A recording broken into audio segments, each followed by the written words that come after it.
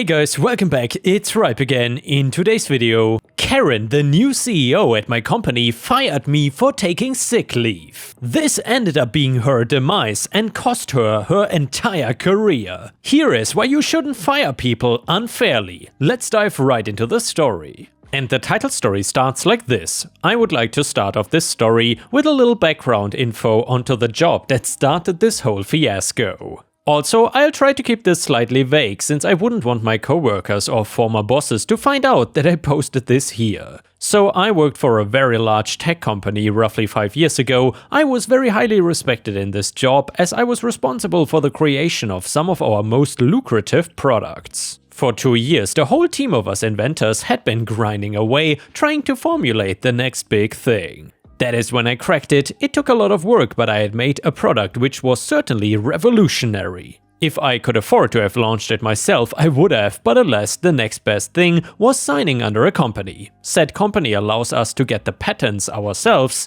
and then we later pitch them to the board, and then we remain as the partial patent holder. During the time it took for me to get the patent takes a few months, our current boss retired, and we gained a new one. I'm gonna call her Karen, you will understand why. As our new CEO, you would expect her to already be quite technical in the least, but no, she certainly was not. This was how the first meeting she hosted went. So I have brought you all here so you can catch me up to speed with, well, everything. She stated once we all sat down, no introduction, but oh well.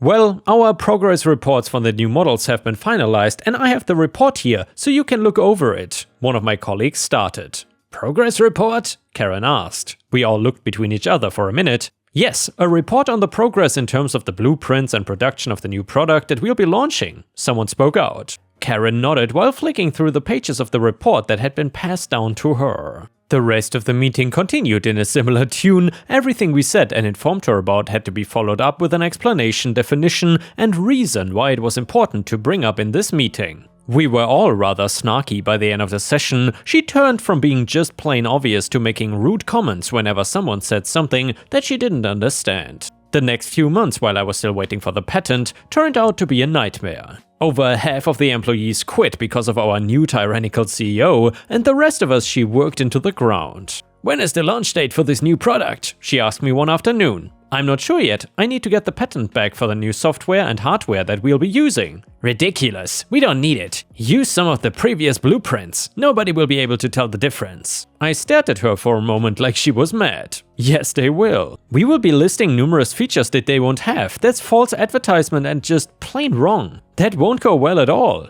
Did I ask for your opinion on the matter? I'm your CEO. Now go and do what I asked. She stormed off towards her office. I debated going after her and carrying on our conversation. I knew the whole thing was destined to go down horribly. But then I thought back to how she had been treating us and realized what the heck. Since she thinks she knows best, I might as well go and do what she said. After all, I'm just following orders, right? So that same day, I ran around to all the teams and told them what she had ordered us to do. Use the same hardware and software from previous models on the brand new one. They all made remarks about this, but when they saw the smirk I was giving them, they realized I knew it would be a disaster. They seemed to all quickly understand that this might be the best for us. So everyone got to work assembling all the documents that would need to be signed, including a waiver form someone's lawyer had drafted up which states this idea was solely her own and that none of the employees were given a say in the final decision. We of course banked on her not reading the documents we were gonna put in front of her. The following day, I walked into her office with all the documents she had to sign, confirming orders and advertisements, things like that. And then slipped away. At the very back was the waiver for.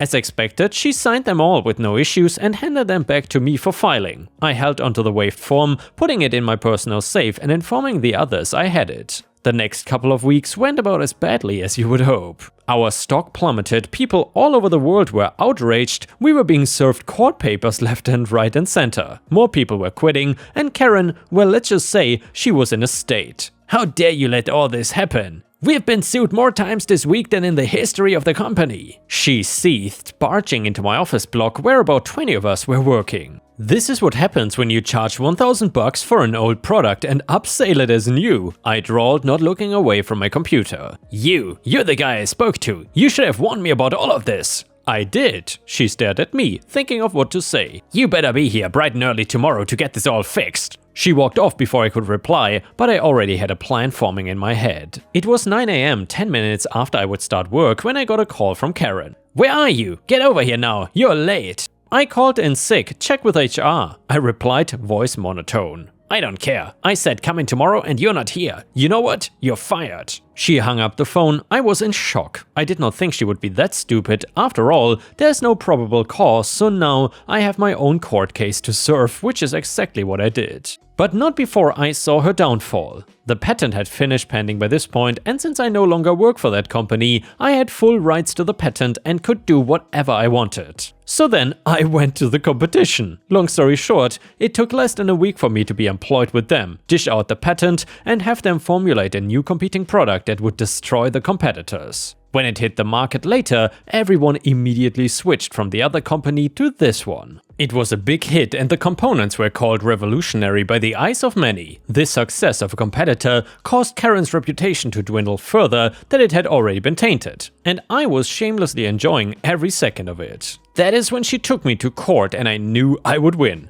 This is my ex-employee. He has messed with the software and hardware blueprints for our new products and then stole the patents and took them to our competitors for profit for himself. Karen spoke, reading from a script her lawyer had given her. Well, while I've gained a substantial raise from my company transfer, these other items you have listed are untrue. Firstly, I didn't steal patents as they were still in my rights by the time of my firing. Secondly, I didn't tamper with any blueprints. You wanted us to hurry the process and use old components, and I have proof. I handed the judge the waived form where she had signed taking full responsibility.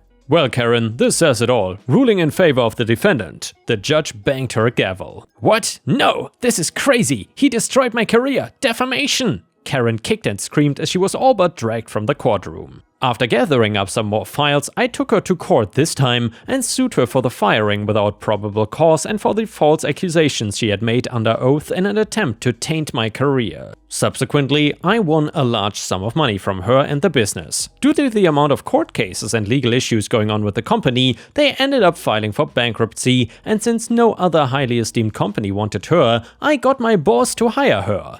Well, as our new janitor. Since this new company was expanding, we were also able to give jobs to everyone who lost their job upon the closure of the previous company, so in reality, everything worked out well for us. And yeah, ripe stars, I would say this person got the absolute ultimate revenge on his Karen boss. If you have ever successfully messed with your awful boss, I would love to hear your story in the comments. And while you're at it, please don't forget to like the video, because that would help me tremendously. Thank you so much. The next one is another malicious compliance story. It starts like this. So this happened a good 15 years ago, and another story just reminded me of it. As always, I'm a native English speaker sitting at a keyboard, so any typos are my own damn fault. To keep it short, 15 years ago and some change, I worked for a local computer programming company that made automation software. Our company got bought out by a bigger national company, and after the dust settled, corporate decided they were gonna send a liaison down to our local office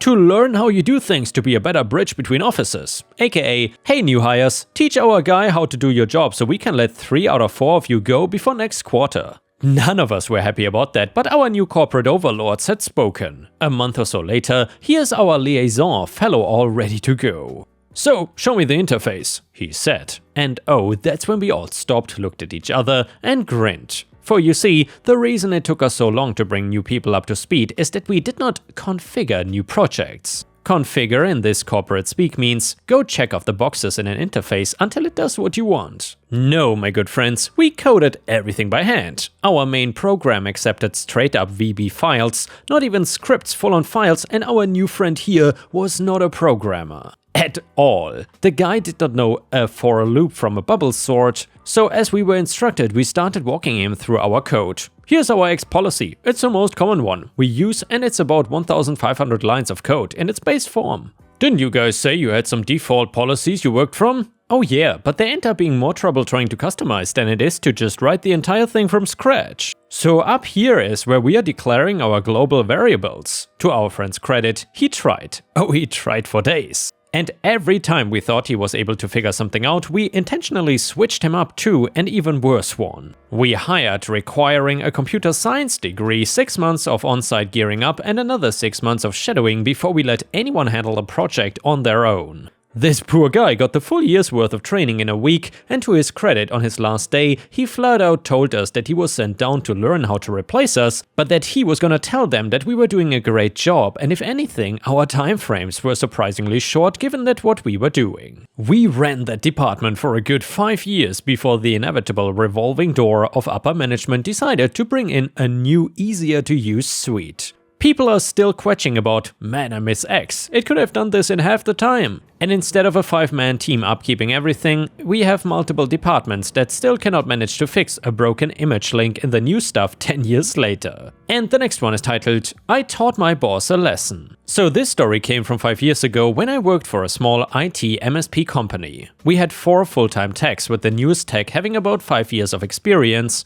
and me being the most seasoned tech with nearly 15 years of experience. Between the 4 of us, we managed about 1,000 PCs and about 20 servers spread out over about 30 clients. None of us were assigned to a specific client, we would all take turns grabbing whatever tickets came in. All of our work was lump sum or contract work, so we never had to worry about how long a problem took to fix or how much it would cost the client. We had an accountant manager who handled all the billing and things with the clients. It was a dream job for a tech. We got to show up and do our jobs and not have to deal with sales or billing any other client drama. I not only had the most experience, but was also the most self-motivated. I would often come in early and get started on the tickets that came in after hours, and I would assist the other techs if they came across a complex problem. Everyone, including the owner, referred to me as the senior tech, even though that was not my title. After 2 years working there, I decided to talk to the owner about a raise. I brought all kinds of info to our meeting, showing that I closed the most tickets and received the most positive feedback from a survey we sent our clients. He agreed to give me a raise, but said he wanted to think about how much to give me and that he would get back to me. A few weeks later, he called a company meeting and announced that he had decided to change some things and that he would no longer be giving anyone raises. Instead, he would set up KPIs, key performance indicators, and the entire tech team would receive weekly bonuses based on hitting those numbers.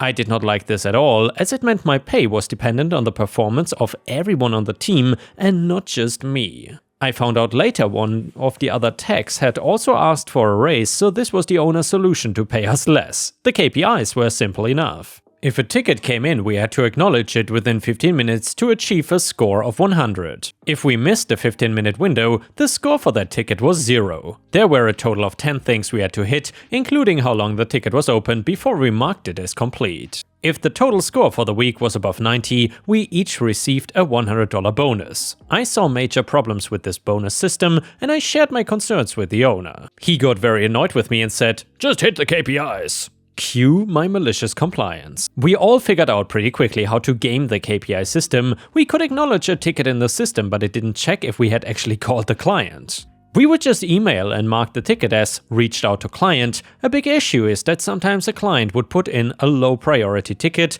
and ask that we schedule it for some time the following week, but that would make us miss our KPI. So we would start hounding the client to schedule it sooner, and if they were not available, we would simply close the ticket. We quickly learned to hit our KPIs and start getting a bonus every week. However, it caused our customer service to drop, which is exactly what I had warned the owner of. During the previous 2 years, we had never had a complaint about our service, but now there were multiple complaints every week. This whole process added a ton of stress to us, as we all started to fight when someone missed a KPI, and we all started to work late on Fridays to try and get in those last few numbers. After 2 months, the owner finally realized he had made a mistake. He removed the bonus system without giving us a raise and asked us to go back to how things were. At this point, I was so stressed that I'd already started looking for another job, and we had lost 2 clients. I was the first to put in my 2 weeks notice, but before I left, the other 3 techs had all put in notice as well. The last I heard, the company had lost over half its clients and the owner had to bring in several new techs, paying them over 20% more than I had asked for my raise. And the next one is a wife am I the a-hole story. It starts like this. My 29 male, wife 30 female, and my best friend Cyan, 25 male, don't see eye to eye. Some backstory, my wife and I moved for my new job. Cyan was the cousin of a high school friend, so I was thrilled to know someone. We quickly became friends, closer than brothers. In COVID, our jobs were in person versus my wife's work from home. Cyan is a very kind person. I think my wife hated everything about him and she thought he was too goofy and hated how he teased her. My wife takes things seriously and she is a romantic, so things like date nights are a big deal to her. She hated when Cyan hung out even when I invited him. A few months ago I had a 4-month project across the world. I needed the promotion and my wife ended up needing surgery and she, unlike me, did not make close friends here. Her friends and family were too far, she could not do normal things post-surgery and wanted me to come back. I complained to Cyan and he suggested that he pop on over to help her. He ended up doing a lot more and my wife heavily relied on his kindness. When I came back, it was like my wife flipped her switch. Things that were immature became playful and she constantly fell for his fish for compliments and it was like Cyan couldn't do any wrong. Cyan still hung out, but it was like he could not snap out of caretaker mode. The two of them are practically joined at the hip and when I went to work, my wife packed Cyan a lunch too and his is a lot better than hers or mine. Cyan needs this or that or whatever, she showers him with attention and my wife can be overbearing like that, yeah. At a small party I came with my wife and she immediately zoomed to Cyan and monopolized all his time. Afterwards he went to the bathroom, which was basically the only time she left him alone. I pulled him aside and told him I knew my wife was clingy and it was okay if he kept boundaries. He was not obliged to hang around my wife, I said it kindly. He then turned red, told me I was an a-hole and stormed away. He left without saying goodbye to anybody but my wife. So Reddit, am I the a-hole? I told some mutual friends about this and most of them are on my side. They said Cyan did not know how to stand up for himself, he was embarrassed and Cyan is still pissed. And yeah, Ripe Stars, let me know what you think about this one. Do you think OP is being the a-hole here or not? A first comment said, you're the a-hole, you're jealous of them spending time together because you enjoyed neglecting your wife for your friend and now he is less available. You are mad that the thing you wanted to happen, them getting along, has happened and you are peeved that at your suggestion he was there for her and supported her when you didn't. I don't know, and neither do you, whether your wife is trying to prove a point about how to be caring and supportive because you were not towards her, whether they had an affair, or whether you're just someone who likes to be in control all the time. But it does not really matter. This is a situation that you set up entirely for yourself and they have a relationship that you promoted and indeed forced by pushing them together while you were away. And your wife was in serious need of help. She had no choice over who could help her. You made it, you're an a-hole for whining about it and trying to split their new bond apart for your own needs. Comment number 2, you are the a-hole. It sounds like you wanted them to be friends or at least friendly and they didn't like each other. And then you seem to like that they were both competing for your attention, and if you suspect Cyan is gay, then you like that they both maybe were attracted to you. Then you left and they've bonded and now you came back and the dynamics changed. It's no longer wife plus you and you plus Cyan, now there's a very real wife plus Cyan relationship you're not a part of, so you are jealous. And now let's move on to the next story. It starts like this. I had been having issues with my HOA for a while when it came to my trees. I just want to start by saying that my trees were all healthy and fully on my property. I know sometimes when trees die, it is important to remove them because of safety, but just starting out the story by telling you all that this was not the case. Anyway, the HOA had sent me several letters regarding a few different trees that I had on my property.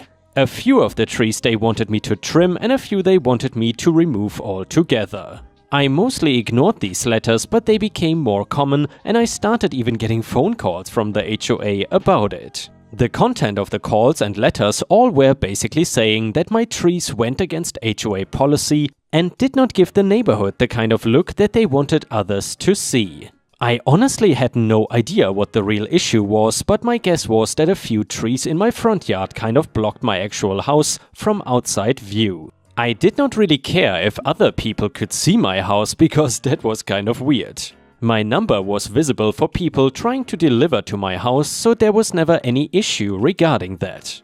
It was just that my house looked different from everyone else's because of this, and the HOA did not like that. Then, one day, an HOA board member actually came to my house to talk to me about my trees. I won't go through the entire conversation, but they basically threatened me that if I didn't do something about my trees, then they were going to do something about it. I figured this meant they were going to start fining me, and I would have to fight it like so many other people with HOA problems had to do.